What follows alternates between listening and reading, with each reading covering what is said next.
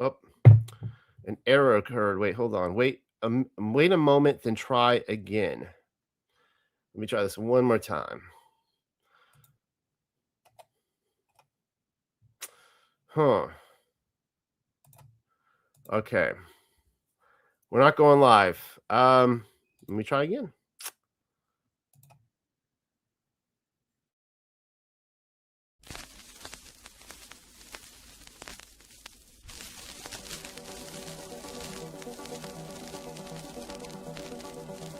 Psalm 100 from the Paleo-Hebrew Scriptures.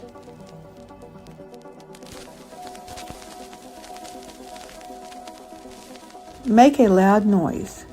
Shout for joy unto Yahweh the ever-living. Go to him before his face with a ringing cry of joy.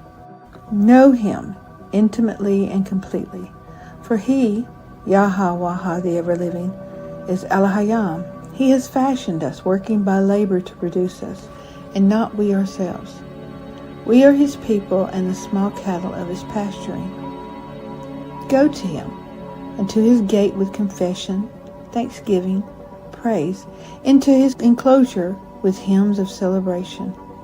Cast forth praise unto him, kneel and place a gift before him. Prosper his name. For Yahweh is beautiful, kind, upright, fair and agreeable. His hasad, desire and mercy, zeal and kindness, endure unto time of long duration. For as far as the eye can see or perceive, to the edge of the horizon and beyond, and his faithfulness circles from age to age perpetually.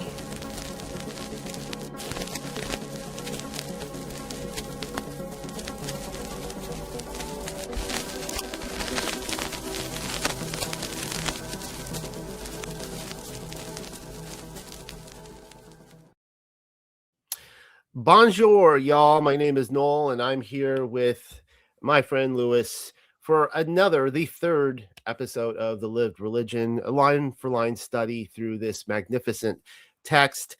And Lewis, I hear you had a lot of fun this weekend. I'm curious if you want to give us the story on that. Sure. For anyone that was here last week, I brought up a real life example of I had friends flying in, and they were going to arrive on Sabbath 2 days ago, and we had plans to go to a festival in town. Anyway, so anyone that was here last week, and I kind of asked the group, what they thought about that in terms of, is that good to do good, or is that just a violation of the Sabbath and so forth? And at some point, I kind of just asked the air, asked the wind, if anybody has any, concerns about that, let me know. Fully knowing that, my email and all that isn't out there. So how would the person let me know? But as it turns out, the very next morning, so this was last Tuesday, I was immediately convicted that I need to change my plans. That in fact, Father is not happy with me doing that. So the rest of the week was just kind of reinforcing that, like, yeah, you don't go, like, send them off and so forth. So what actually ended up happening, they arrived at about 5 o'clock p.m. on Saturday. We caught up for a little bit, and then I gave them the tickets that were already purchased, explained to them why I was not going to be able to join them. Go have a great time. And when you come back, I'll be here waiting for you. So that's what they did. They went for about 3 hours and came back, and they're like, so why didn't you go again? Even though we discussed it. So it was great. We had another discussion about the Sabbath, and it was just a witness and a testimony for Father. So I just wanted to take this opportunity to thank anyone who may have, one way or another, either prayed for me, or even if it was in condemnation, said, man, that is not the right thing to do, and just kind of put it out there. So thank you very much, because I was convicted almost definitely the next day, almost, less than 12 hours after that. So very much thank you.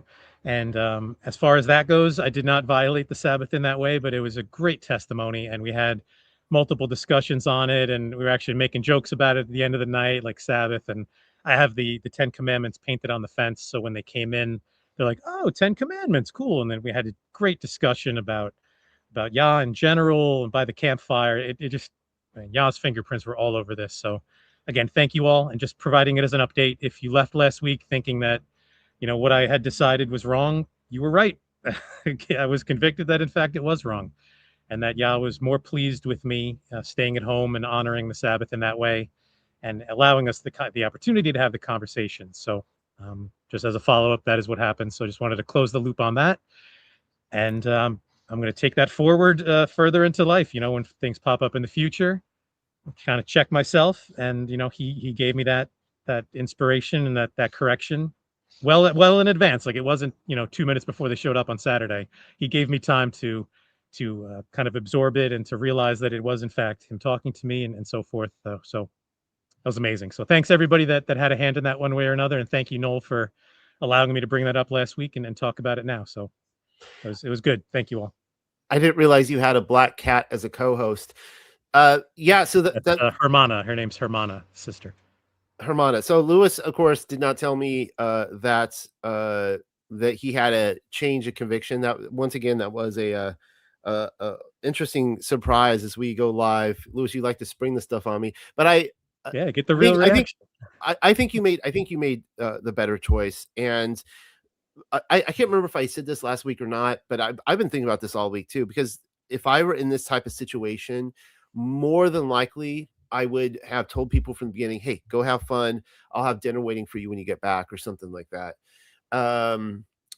Yeah, so let's get into this today, right? And awesome. Where did you want to start today, Lewis? Just real quickly, something that we read last week. It's only 2 verses. So it's Sayings chapter 1, verses 14 and 15. If you want to throw that back on the screen there. Oh, that's right. We need to bring that up. That's why we're here, for this text. All right, here we go. So yeah, it says, when the light of the lived religion is given to the world, it will not be a world ready to welcome it or even ready to receive it. The world to which it will come will be a sick, disordered world, reluctant to take the medicine which will restore it to health. So we did read that last week, but I just wanted to circle back there, because there's not an awful lot of prophecy in here. Pretty much all the prophecy is contained in the book, The Destroyer. And again, that's going over things in the past with the eye towards the future. But generally, this is a book about living in the present. So this is one of these 2 verses here are one of the few prophecies contained here. And brothers and sisters, it's talking to us, right? Whenever this was written, this is the world. This is the generation to which the lived religion will come. It is here. We're just breaching it now for the first time. So this prophecy, this book, it is speaking to us in these 2 small verses. So that we didn't have a chance to discuss that last week. We read it, but didn't have a chance to go into it. So I just wanted to put that out there. So whatever that means to any of you, yeah, this is you. This is us. So these words, Yah had us in mind, I suppose, when he wrote this one way or another, to some extent. So just wanted to put that in there. Now, is it okay if I give quickly my perspective on this? I have to ask, brother, of course. All right. So this is the thing is about the spirit of prophecy, is that we can know the end from the beginning, right? So we can see examples of this throughout history and know that history is going to repeat itself. And I would surmise to say that this statement, and I fully agree that this is as much applicable to us right now in history as as when it was written. However, like, look at Mount Sinai, and when the Torah was presented to Israel, they all said they were ready to receive it. They all swore that oath, but they actually were not. And you see them immediately going into moral depravity with the golden calf. Then you see Korah's rebellion, and just they're just and Paul says wherever the Torah is, lawlessness increases. And so people just it has a way of exposing people's hearts, and they rebel against it. And then I wonder the same thing about when Joshua appeared in the 1st century, and you see just, well, he was killed, he was crucified, he was murdered, because they just were not ready to receive. At least the establishment was not ready to receive, nor was it welcome his message. And And so, and then of course, we could always get into the whole idea of the millennial kingdom as well, and whether it has or hasn't happened yet, wherever people's eschatology is on this, that it, will it be welcome to the world when it is forcibly brought in. But yeah, so Yeah. that's my own 2 cents on that. But that very much describes the world today for sure. Yeah, I agree. The words are timeless. They apply even before they're written down. You know, it's the same. Unfortunately, it's the same old story with mankind. We just haven't learned. But what I really like about this, with the double meaning, that the world will be reluctant to take the medicine which restores it to health, and how many people in the body are reluctant to take medicine? Like, I'm not going to any doctors if I can help it. It's just kind of like, in the context, he's talking about the medicine being the word, to heal you. But it's also has a literal application. Like, the most people listening to this are probably reluctant to take medicine, myself included. So it's just kind of one of those things where it's like, wow, that is so true. It's just so true. Mankind normally is attracted to trash in the dumpster, whether it's Yeah. our lifestyle, our food, or whatever else. There's an interesting passage in the Aramaic Targum, Genesis chapter 3, which says the same thing when it's talking about the seed prophecy of the serpent will bite the heel, but the serpent will be crushed. It says that in that day that there will be a medicine provided, and that the healer will Mhm. be Messiah. So that's kind of interesting too, that this entire book, The Live Religion, I would argue, I think you will too, Lewis, that this describes very clearly, it backs Messiah's entire message. Like, we're Oh just yeah. seeing his understanding of the Torah expressed through the lived religion. And so he is truly a medicine for us, and that he has shown as the physician how to walk as he walked in order to live this blessed life. That's exactly what I was going to say. These 200, 300 pages, whatever it is, depending on, how you buy it or download it. It is the instructions how to walk as Messiah walked. It's just expanding on those kind of things, how to live life and why and what's the purpose of all of this. So it is, in my opinion, it is 100% in line with I would just, I mean, hopefully one day we'll have the opportunity to, get his opinion on the words. Like, is this true? Like, would you agree with this? I would love to just sit at a class at his feet and hear him read this chapter by chapter, or, any of the prophets of old for that matter, and just kind of Yeah. hear how they apply it. And oh man, I can't wait for that day. I have so many questions. But yeah, that's all I really wanted to cover there from what we did last week. So if you want to go to chapter 1 of The Voice of Elohim, and while you're scrolling there, just a reminder for anyone listening, it very much helps to have a notepad, or if you do choose technology, fine, open a notes app or something. And if anything comes across that really hits you, jot it down, because 45 minutes from now, you're probably going to forget. I mean, I know I do. So if you have the ability, please write it down and go back to it later if it so strikes you. Because you figure if it was important enough to write it down, it's probably important enough to go back and look at it and find out why you wrote it down and what it was. So that would be my suggestion. But with that in mind, we'll start reading. So this is book 1, The Voice of Elohim, chapter 1. And just as a reminder, there are 15 chapters in here. This is either the second or the third longest self-contained book in here. And it is entirely from Yah's first person, speaking from the creator himself. So please forgive me a little grace, trying to, come through speaking with authority as only Yeshua and as Yah can do. But I'll do my best. So, chapter 1, Yah says, I am established in glory. I am the self formed one. I am the glorious one. I am the victorious one. All is in me, and I am in all. I can span 10,000 lands or dwell within the heart of a moat.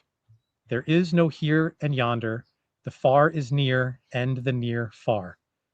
So to me, that's a very important precept.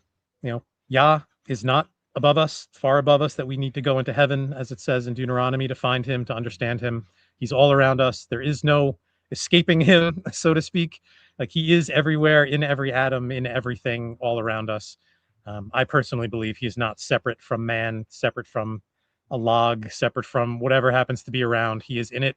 He comprises it. It only exists because of him. So, so that's a good setting for the first first three verses. And then he says, for where That's he it. is, I'm far sorry. I didn't from mean. our perception. I'm Yes, sorry. I please. didn't mean to interrupt you. I just wanted to quickly point when you say he's in a log. That's straight up Gospel of Thomas right there, where he says, "Split a log, and I am there." Yeah. Later on in here, it's going to say same thing. Look into the water and see a heart of fire, kind of deal. Like look into the tree and find a stone, or find a stone and a star. Like it does the same kind of thing. Like it really is an unbreakable chain from Yah outward to everything that exists. And without him, it doesn't exist. Right? As he says here in verse 4, there is an infinitely about I'm sorry, there is about me an infinitely vast expanse of unmolded space wherewith to labor. And this is a place of unending toil and gratification. I stand on the strand of a formless sea. So to me, that verse is telling me that outside of this earthly creation, even outside of heaven and the heavens of heavens, at least when this was written, or when he was speaking it, there was still unmolded space. There was uncreated things that he could then call forth into creation itself. And that is a place of unending toil and unending toil. So I would still think that would be the case, that he can create, and call forth things from the invisible, from non-existence into existence. He stands on the strand of a formless sea. Earthly words are unavailing for expression and lead to falsity and confusion. So, however I visualize verse 4, it may not be the truth because it's just my interpretation of those words. And it's like his words, the word that we get, it's like trying to pour the Nile through a straw.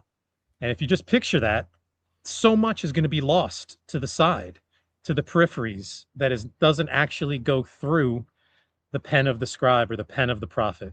So things are lost, unfortunately. I am the voice of Elohim, who is the Adonai of all men and ruler of men's hearts.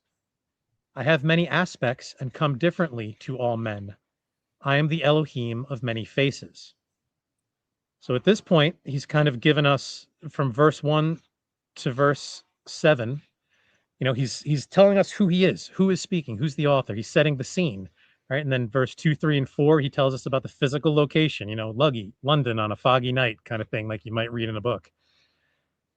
And then he's going to tell us exactly what happens and what he expects of us. Straight off the bat, to you, my servants, I give these words, that they may be carried to all men. Obey my Torot, and I will be your Elohim. I will enlighten and instruct you, guiding you along the way. So to me, that is kind of the New Testament, or at least the writings after the Gospels summed up. Obey my Torah, follow my laws. I will be your Elohim. And then you will hear Moses read in the Sabbath every week. I will enlighten and instruct you, guiding you along the way. I will give you visions. I will come to you in dreams, just like I had this last week. You will be convicted of certain things. You will find stuff in the Bible or in the Word that you've looked at hundreds of times, but now it stands out. And that first comes with obedience. And then as we walk it out during our lives, we are enlightened and instructed along the way as we follow the path. So Yah says, I desire your love and loyalty and your adherence to my plans, but I do not desire your servility. You say, wait a second. Verse 8, he's straight up calling us servants. And then 2 verses later, he says, I don't want your servility. So like, Noel, if I know I'm throwing this at you, but how would you reconcile those two things, 4 verses apart? What do you think he's trying to say there?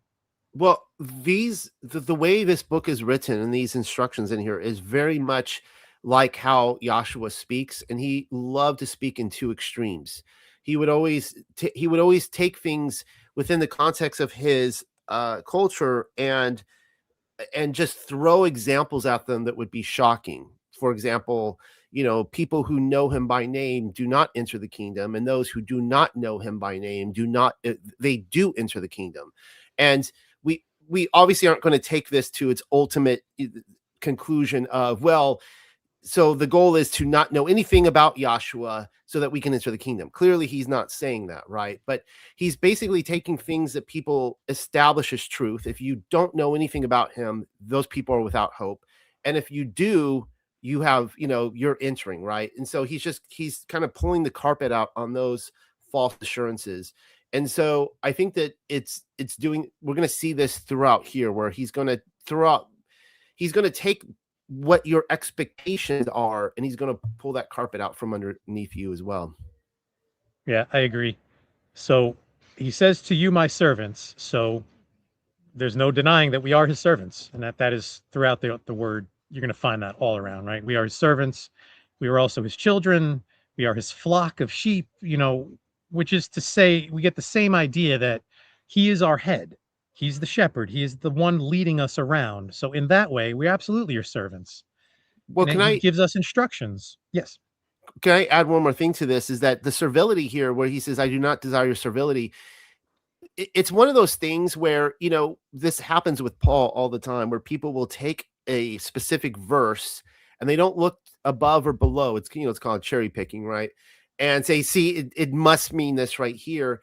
But if you give him time to kind of flesh it out, you start to see, okay, I see what you're saying, Paul. It's the same thing here. Mm-hmm. And we're going to see in this chapter what it means when he says he doesn't want your servility. Like, he's going to describe, these are character attributes that I do not want from you. And if I may be so bold, I actually think that the chapter 1 here, probably 2 and 3 as well, specifically address the very reason why Yahweh did away with the temple system in the first century. He's actually describing the heart, like what was going on in the hearts of the men who were bringing forward these sacrifices. And they weren't really they believed that they were, as his servants, they were somehow benefiting Elohim, God, Elohim. They believed that they were, that they were getting brownie points with him or whatever. And he got so sick and tired of it. He's just like, you know what, we're just doing away with this, and just because we're just going to go, I just want to see what's on your heart, right? Like, let's just be a judge of that. Exactly. Like, the words servant and servility are obviously from the same here, and they're being used in two different contexts. So when he says he requires things of man, that could be two different contexts, right? Require as in I need it. Like, I require air and water and food. I require that to live. But I don't require it as in how do I say this? Like, that it is benefiting me, right? Like, air doesn't benefit me like I require it. Maybe that's a bad example, but going back to the Yah example, like, he requires of us offerings and things like that because they're expected of us, but he doesn't require them as in he needs them. Like, he doesn't need us to offer anything. It's not required in that way. Like, it's diminishing him if he doesn't get it. Like, he's not going to die if I, like, with lack of oxygen, for what I'm going to die if I don't breathe. So it's not required in that way, but it is required as in it's my obligation. Like, he asked me to do it. He told me to do it. He gave me the instructions, whatever it happens to be. So I'm required to fulfill those obligations in that way. And actually, I need to plug in. So if you can just vamp for a second, I have to plug in the charger. Thanks. Okay. Well, it would be the difference of me going up to the altar in Jerusalem at the temple, or you could say the tabernacle in the wilderness if you want. But I think the Jerusalem temple is a better example of, giving my sacrifice and being like, you're welcome, God. I did this for you, and this is, and I again, as we continue reading through this chapter, I personally, because I read this several times and I went over this, and I personally think that if we think of it in that context with like an Isaiah 1 lens, and seeing why he was just so fed up and appalled, and like the sacrifices became repugnant to him because of the way that people were grossly misinterpreting the very intent of the Torah to begin with. Yeah, 100%. It's been the same story since the beginning, thinking that just performing the act is enough. It's never been that way, even under the Levitical system. That was never the intention. Just bring your thing and behave however you want. And as long as you bring your animal, you're fine. That was never how it was. It was always the intention of the heart. So yeah, let's just, if you don't mind, I'll just Yeah, keep reading, and yeah. everything you're saying is going to flush itself out. Well, to Yahshua's words, right? He would always be like, "Go and sin no more," right? So Mhm. it's like, okay, you've brought your sacrifice. Hopefully, this is assuming that it is a for sin, which is very very few of the sacrifices, but it it would be the same example of like okay, like you had to kill this animal. uh Hopefully this brought you a lot of remorse. You don't want to do it again. Now go and sin no more, right? And so that's why just like I'm so sick of you just keep bringing this stuff to me, and your heart is not getting changed, and you think that this is somehow pleasing me, and so on and so forth. All right, go ahead. Yeah, and it's not just that. I mean, it is animals and blood and all of that, but even the first fruits and the baking of the loaves, like if you do it with a heavy heart out of obligation, and you're not offering a first fruit or whatever it happens to be out of joy and appreciation, thank you, Yah, for this this barren ground is now producing food that will sustain me and whatever. Like that should be joyous. So even if you offer your first fruit and there's no blood involved and you're not taking a life, but if you're not doing it from a heart of thankfulness and gratefulness, then will it be accepted? So, verse 12, he says, I am not only your command, sorry, speaking of servility, goes on, I am not only your Elohim, but your commander as well. So I expect obedience and discipline, as befits those who prepare for harsh and grim battles, such as those which lie ahead. My desire is for love, rather than futile sacrifices of burnt offerings. But it should not be a passive love, but one expressing service in my cause. So the example I just gave of the first fruits and the offering, that is love, right? He loves me in so much, or all of us, that he has provided a system where things just grow. Like we can just feed ourselves off the land. So clearly he loves us and everybody else. Like he takes care of the birds and everything else with, with his sustenance. So I should express gratefulness and thankfulness and love for that. But is it just passive? Is me just raising my arms up and saying, thank you, Yah, thank you, I love you, thank you? That's a passive love. That's not enough, according to this. It must be a love expressing service in his cause. So if I'm reaping a harvest or something like that, just continuing that example, does it go to the widows and orphans? Do I use it? Am I canning it and saving it for myself for the future, even for a lean time?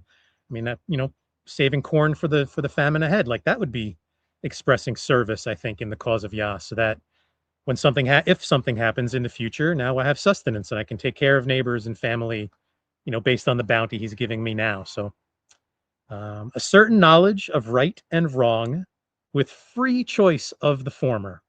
Very important. I may know what's right and wrong, and I may even do the right thing. But if I'm not freely choosing it, if I'm just doing because it's expected of me, or just to keep up appearances and so forth, like that's not really free choice. I'm being forced into it by societal obligations. He says those things are of greater value in my sight than pointless ritualistic worship. I derive no pleasure from the wasteful shedding of blood from bulls and lambs. I gain nothing from the fat of sheep and flesh of goats. I am the creator of all. So what can man give that would increase my greatness? Anything? Honestly, can you think of anything, Noel? Other than our love and our just, I think even being fruitful and multiplying and spreading light, like we're doing those things, and those are good things that should be done. But even is that increasing his greatness? I don't think Well, so. yeah, that would be absolutely impossible to do. Men are misled if they believe that their sins can be purged by vain rituals. And I'm not trying to ruffle feathers, but I would include vain rituals to mean post Messiah as well. Only active goodness can obliterate the stain of sin. Now, to some, that right there may sound like a works based salvation, right? If I do good, that will cover the stain of sin. it could be read that way. You could read James the same way. I forget the exact thing, but he says the same thing. It covers a multitude of sins. So is James saying works based? Maybe. This is for everyone to decide. I'm just pointing out things as I see them. So I'm not here to give answers. I'm just here to kind of, again, point things out and show things that may be not apparent readily on the first reading. So I can understand how someone who is, you have to be baptized, you have to go through communion, you have to say your rosary. To me, those are vain rituals. To me, those are vain rituals. And it says only active goodness can obliterate the stain of sin. So does that mean I don't ask Yeshua to wash me? Does that mean I say, yeah, the blood of the Lamb, I don't need that anymore? That's not how I read it. But I could understand how someone might be, their senses start to tingle at something like that. But as Noel said, the text usually takes care of itself if you just keep reading. So I would, that's where I am with that. So men approach me in fear. They come to me with servility. They beg forgiveness for their sins and request my help in worldly matters. So now we're getting a little bit more context what he says when he says, I don't desire your servility. My servants, I don't desire your servility. We're starting to get a little more they approach me in fear. They come to with servility, head down, don't look, he's too great, but they beg forgiveness, they request my help. Like, that's not love. Like, that's not helping your fellow man, any of those things. Yes, master, no, master, don't be angry with me, I'm so sorry, whatever you say. There's a time and place for that. Clearly, when he's correcting you, you should absolutely behave that way. But to behave that way all the time, to come to the sacred meeting with that mindset, begging forgiveness, asking for help, afraid, servile, I can't even look. That's not what he really wants. As it says before, he's our commander. He wants obedience, discipline, to stand up to the battles as they come, a love expressing service in his cause. That's what he wants. To sing my praises is their excuse, those doing it wrong, for coming into places made Kodesh unto me. And I would say that this is a place made Kodesh unto him. Doesn't have to be a physical building. If 2 or 3 are gathered in his name, that is a Kodesh place right then. So if you're there to sing his praises, and just to do that, along with maybe fear or maybe wanting something, says they come, verse 22, but they come wanting something, be it only reassurance. They're praising me, but they're here wanting something. And by the way, yeah. And by the way, with the idea of reassurance, this seems to address much, not all, but much of modern evangelical Christianity, Protestantism. I can't speak for the Orthodox or Catholic Church, but this idea of, you get into like once saved, always saved doctrine, and we're saved by grace and all that kind of stuff. And they want that reassurance. And you go to these churches, and having spent a lifetime going to them and trying church after church after church, I could tell you, and I think most of the people listening, it's just, you read the letters of Paul, and it's okay. You got grace. You got grace. You got grace. And you go there, you sing the praises, and now go, unlike Joshua, which is now go and sin no more. It's like, okay, now go and have the license to sin because you have grace, and don't worry about it too much. You're good to go. There's certain sins that we, reject, but there's others, has a little bit of fudge room.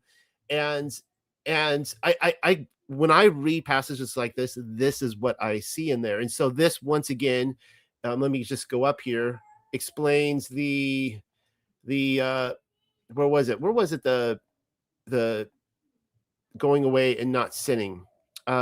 We read, oh yeah, only active goodness can obliterate the stain of sin, right? But that's not the reassurance that people want. People don't want to hear that message, and they fight against that just passionately, and they call you all sorts of baby booby, names out of the thesaurus of Christian insult.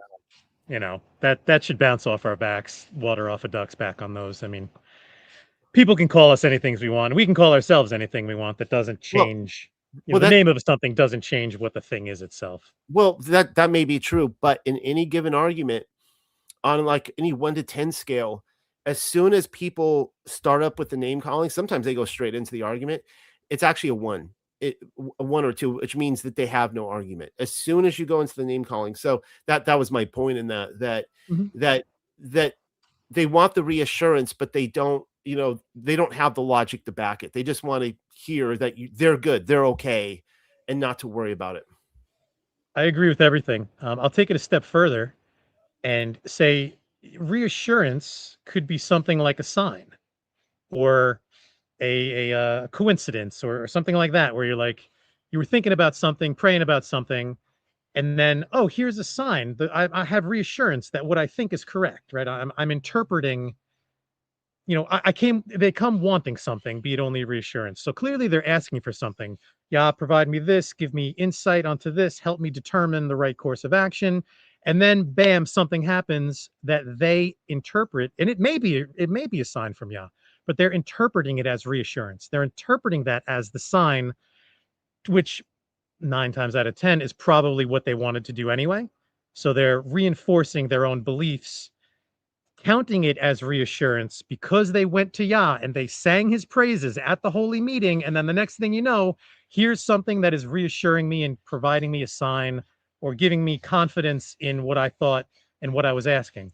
So it is, and I'm not saying that that's wrong because he does communicate with us that way. So it is very, this is a hard road we walk to determine the true from the false, to say, oh, is that the enemy planting a seed? Is that from Yah? Is that my own heart trying to determine something? Um, so we need to be very careful. And if we're saying something is coming from Yah, and that, oh, I asked him and I was in tears before him and he gave me reassurance. If we're going to say that he gave it to us and that this is from him, whatever it happens to be, the sign or for me, it's a hummingbird. I often see a hummingbird and that reminds me of something. And it often is in turn with what I'm thinking about or praying about. But could it just be a random hummingbird, or did he send that for reassurance? So we need to be very careful and not just leap, like I think you were saying, like looking for something, and then once we find it, grabbing onto it, holding onto it, and then not really understanding further, was that a coincidence, genuinely or not? So continuing on, verse 23, he wraps it up and says, "With this attitude towards me, do you wonder that I remain mute before their pleas?" So according to this, with this specific context, he's not sending that reassurance, that sign in this example, because he's remaining mute before their pleas, because they're not coming before him correctly. Bring me no more vain offerings of flesh and blood, for such wastefulness of life is an offense to the Adon of life. Men themselves may derive benefit from these, but their hypocrisy, when they proclaim they do this in my name, is not hidden from me. Give me dedication and effort. That is all I ask. And above all, be true to yourselves. For I abhor the face of hypocrisy, the face now all too familiar when men approach me. So we got to stop there. You have anything on those 26 and 27 specifically? Because I think of those all the time. Well, no, why don't you go ahead and give your thoughts? Sure. Dedication and effort, right? That is all he asks. That to me is, and continuing in verse 27, and above all, be true to yourselves. To me, that sounds like apathy, being hot, being cold, going along to get along, not really believing, but just doing it. You're not being true to yourself. Are you really giving dedication if you're just kind of believing it? You just show up on Sunday or on Sabbath and just go through the motions. Is that effort? Are you transforming yourself? Are you allowing these commandments to be written on your heart? Do you have Yeshua inside? Have you invited in the Ruach into your household? That takes dedication. That takes effort. That takes being true to yourself. Doing anything in his name with hypocrisy, even if it's the correct thing. Again, going to the soup kitchen is great, but if you're going there because you know that there's somebody there that you want to be seen by for whatever purpose, be it a coworker or friend, family. If the motive is impure, whatever it is, even though you're doing the right thing, yeah, no, about that. He might not count that for your benefit, and it may be actually against you in the pros and cons, and maybe in the con column. Well, So again, give me dedication and effort, and be true to yourselves. So I've said this actually. I said this to the people who came this weekend. That one of them is into meditation and gurus and things like that, and he seems like a great guy, and getting to know him and all of this. But I'm not one who is into meditation and gurus and emptying yourself. I'm not into that. It's not how I've been shown. So I was just talking to him, and I'm like, you know what? I don't agree with that. It's not something I would do. But the fact that you are doing it, I'm speaking to him, the fact that you are doing it with all your heart and soul, and you do it every day, and you're being shown these things, and you're having spiritual growth, and your physical is getting better, and you're giving dedication and effort, and you're being true to this thing that I would not do, that I would probably even warn against, if you're asking my advice. But he's hot with it. And that is probably not, I'm going to take that probably out. In Yah's sight, that is better than someone attending a Passover the whole time worrying about the baseball game or whatever's going on, and they're not into it. They're there, they're physically in places Kodesh made Kodesh unto him, but their heart is not in it. They don't have the dedication and effort to be there doing it correctly. They're not true to themselves. So it seems like Yah is more upset with the person at the Passover or at the wherever, even at just the regular Sabbath meeting, who's there out of obligation or whatever, versus the person who's not at the Sabbath meeting, who's meditating and going on mantras and this and that, which in my opinion is not the correct way. But Yah is more pleased with that person because they're true to themselves. There's no hypocrisy in that person's heart. They're just maybe misled at the moment. And in years to come, as they walk further down the road, they're going to come to realize that wasn't true. But in the tempering of their soul, in all this time, they've learned how to be true, how to be hot or cold. Whereas the person doing the right thing with the wrong reasons may never have learned that. And so that the person with the meditation may be set up in the long term for greater spiritual growth than the person who is not. So there's just wisdom in these words, and it just applies all over the place. So I would love to. That's what I read out of that. I would love to throw a bit of a curveball into this.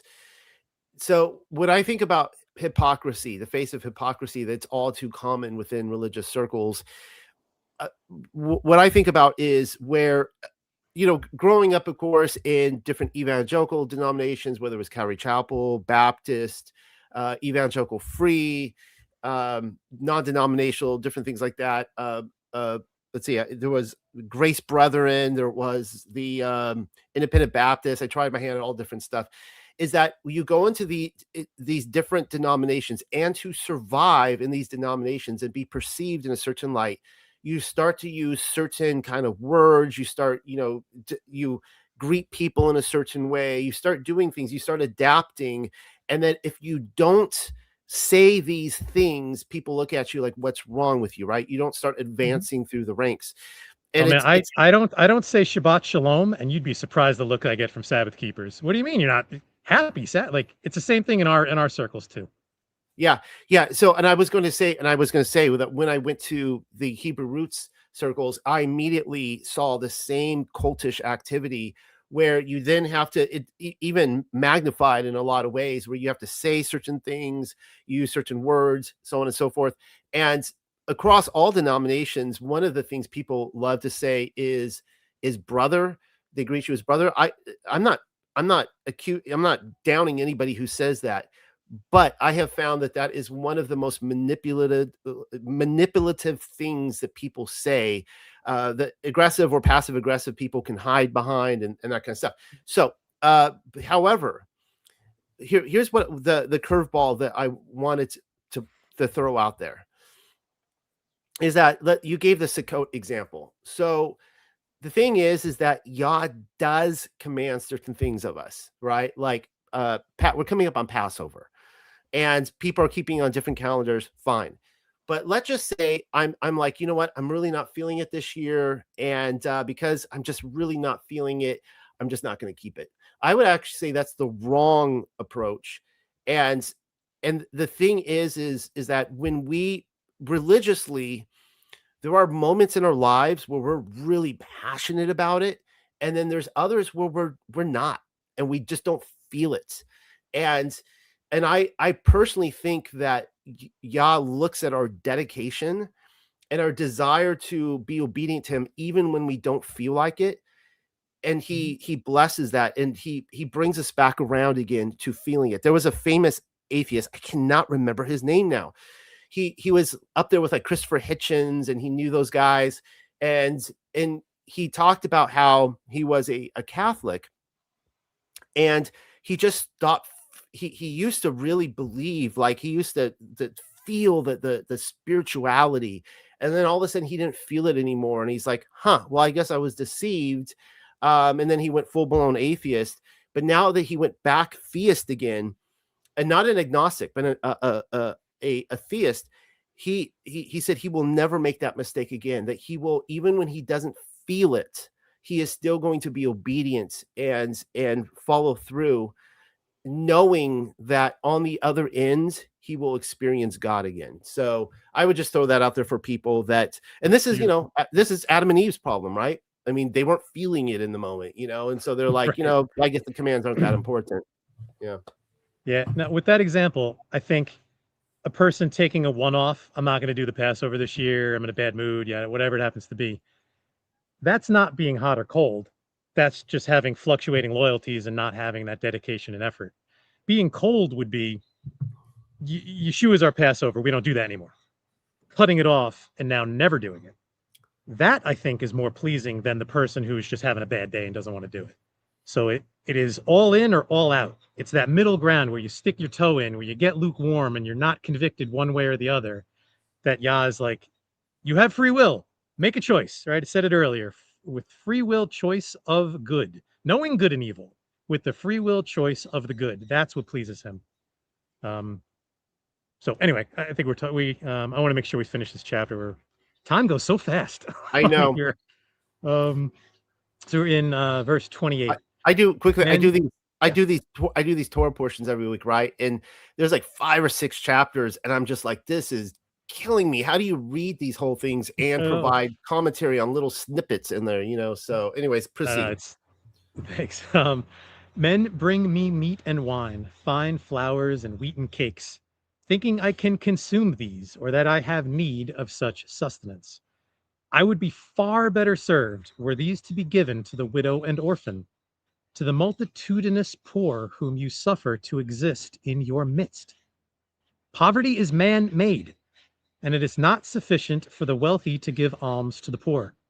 Those with power and position, with wealth and plenty, must strike at the roots of poverty.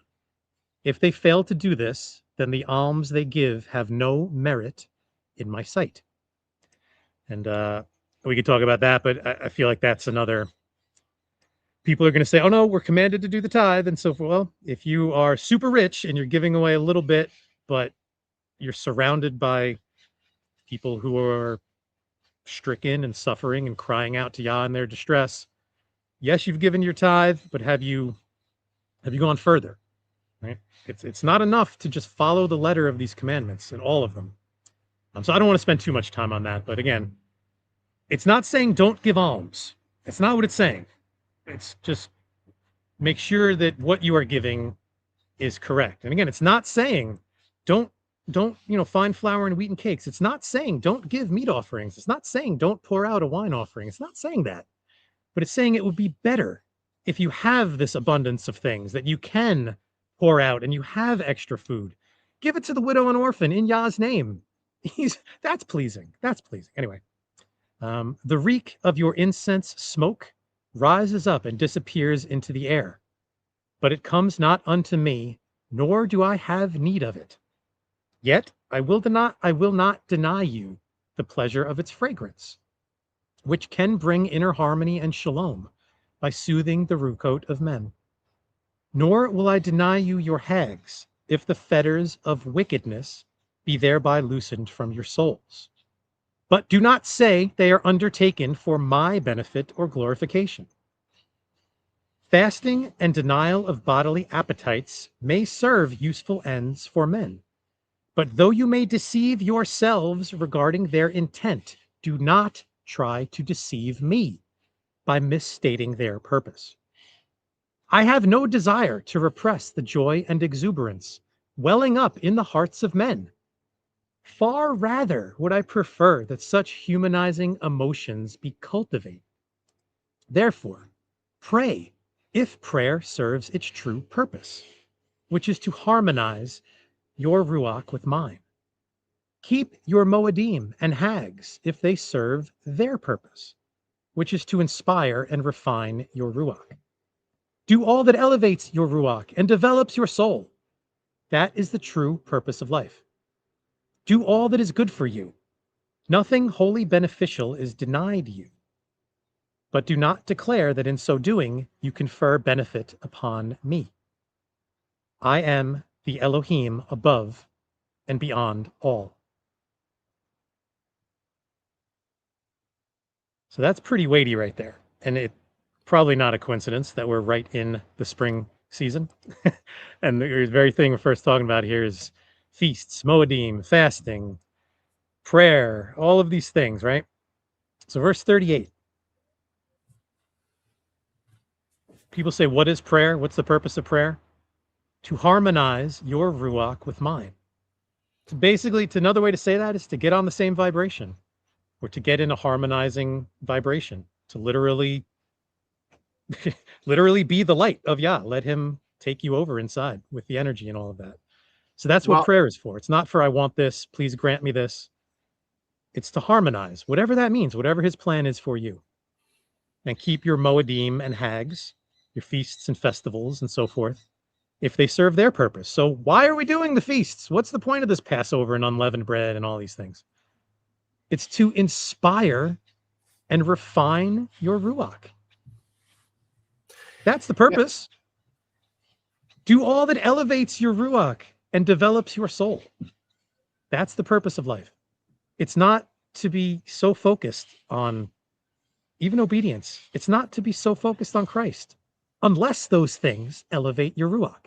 Unless when you think of those things, when you think of the Passover, when you think of the feasts in general, it inspires you, right? You're going to do an arts and crafts project with the family. You're going to do whatever it happens to be, and you're inspired and you're harmonized and you're again, dedication, effort, love in the cause, good works, all of these things, one by one, they all reinforce themselves.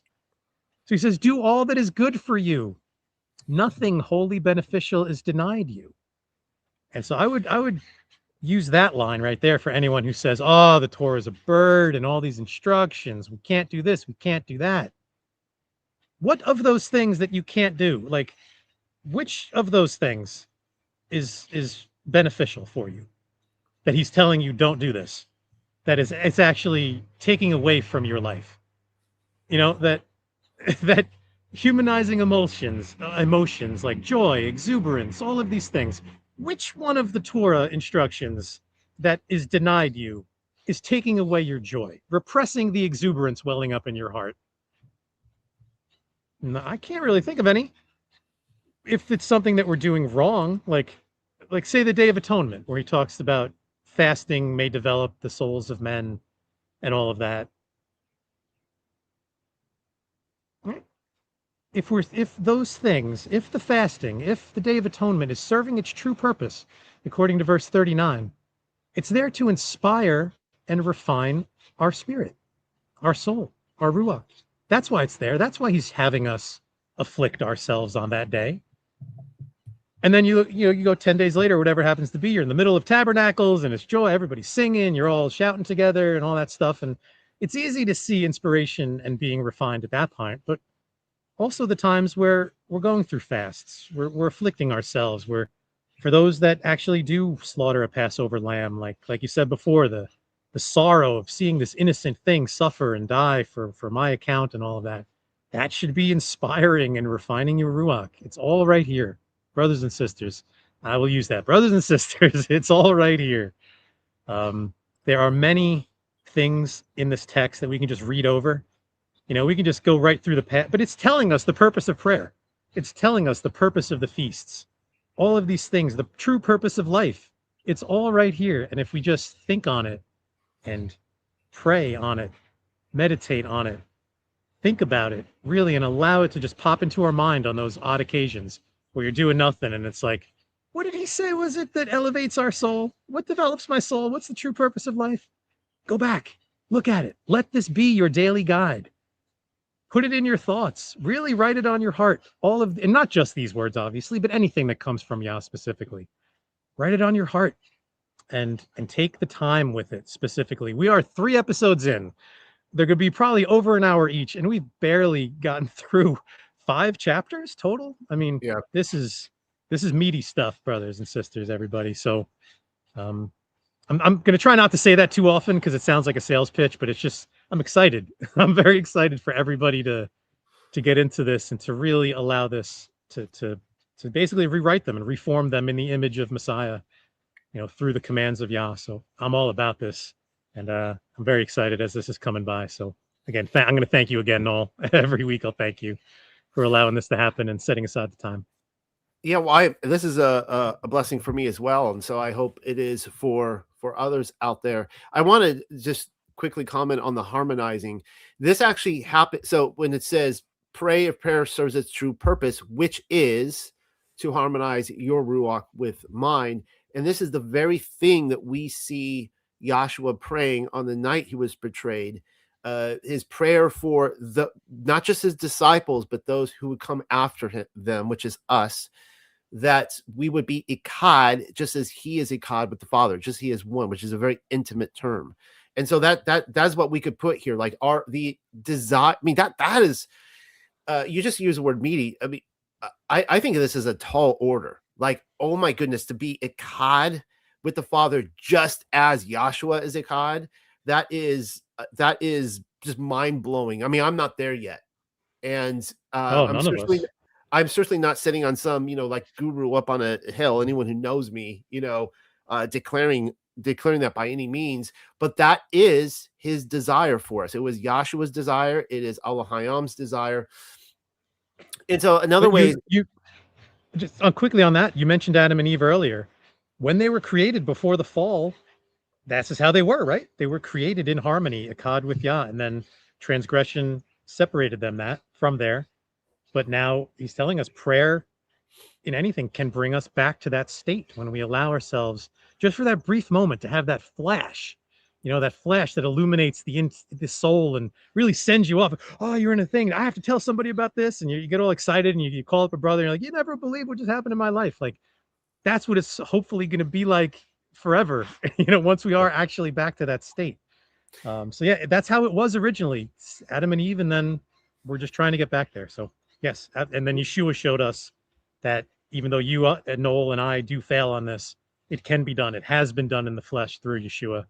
And man, absolutely, I agree with everything.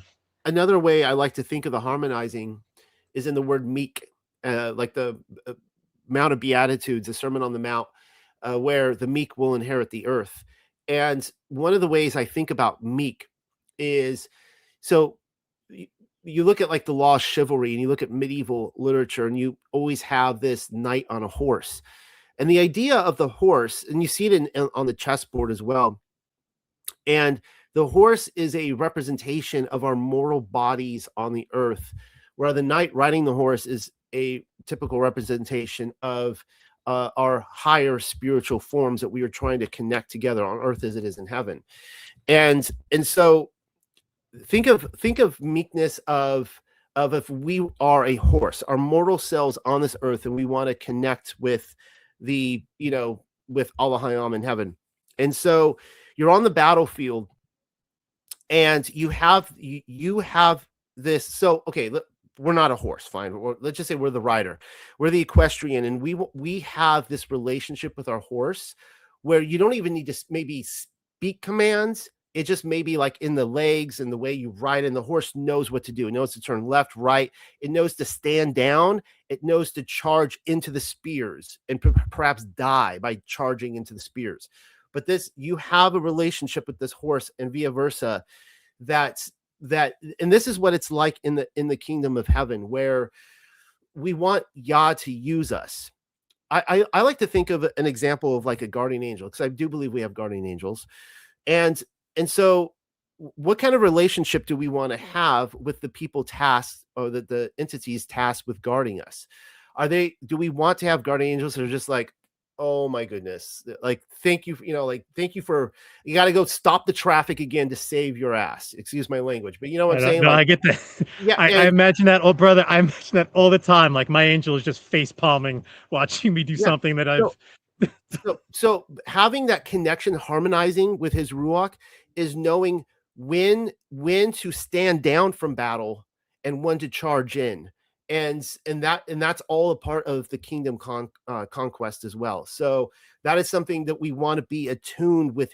We truly want to be attuned to his will, and part of the hypocrisy is that it's really, people are like, may my will be done. I want my will be done. But Right. it's like, no, no, no, no. I truly, like, teach me to know what it is to truly desire that your will be done. And I think he will honor that in time. And I think we will get to a point where we truly, truly just want his will to be done, because we have seen his will, and we know that his will is good and it is better than anything that we could imagine for ourselves. We want junk food, we want riches, we want all these things, but that is not what is best for our soul. And so it's recognizing that he truly does have better gifts to offer us than we put on our quote unquote Christmas list. If people understand that example, right? So Yeah, I'm yeah, gonna just quickly. I mean, it just chapter 2 is exactly what you're talking about. So I'm just gonna read through it quickly because it's exactly what you're saying. Um, so chapter 2: If a man seeks to enter my presence by prayer and says, Adonai, grant me this or give me that, the thing will be neither granted nor given unless it be for his ruachual good or benefit another. I am no huckster bargaining blessings in exchange for worship. Nothing man can give can add to what I have.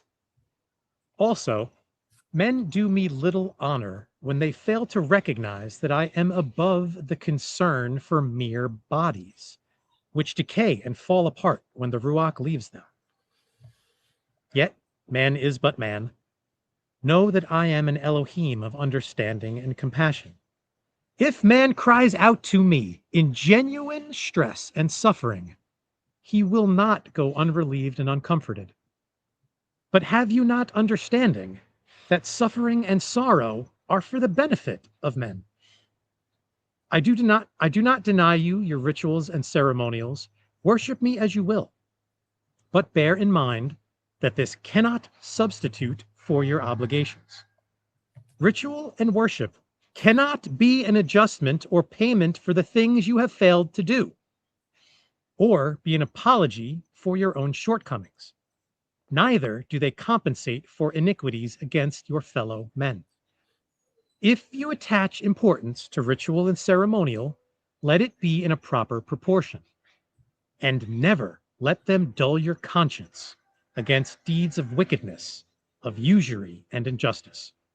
Never let your duty and obligations be neglected because you worship me diligently. Let this not become an excuse for failing to share your bread with the hungry, or for neglecting the needs of the destitute or weak.